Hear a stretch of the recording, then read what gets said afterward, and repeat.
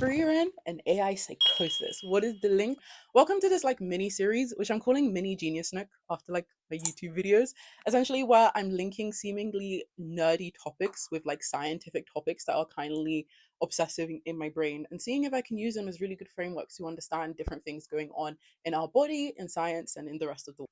And in Frieren, in one of the episodes in season one, we meet, an archetype of the main villains, the demons. And one thing that Frieren says all the time is you cannot trust them. They often cosplay and pretend and appeal to human emotions, but at the end of the day, they are soul-sucking, lifeless creatures that don't have emotions and will use you for a greater gain to serve the Demon King.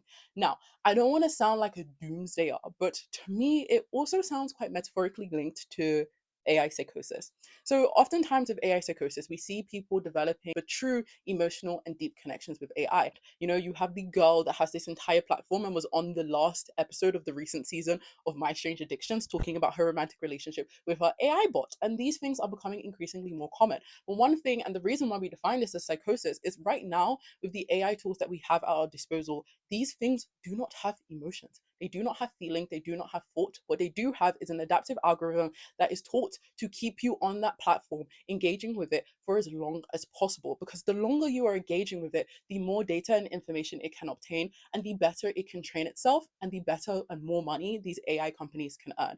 Now, obviously, my opinions on AI are a lot more nuanced. How can we use it? How should we be using it? At what stage are we progressing? And I am the type of scientist that doesn't think AI is this absolute evil in a way. Do I think the policies should be more rigid? Yes. But I do think we need to begin to question and prompt the way in which we teach AI literacy and the way we ask people to interact with AI. And I think Frieren uses this analogy of demons, and I'm not saying that they did this intentionally to critique AI, but that metaphor could be applied to AI psychosis. Anyway, comment down below what you think about AI psychosis and what you think about the demons in Frieren, because I did fall into the trap and I felt really bad for them.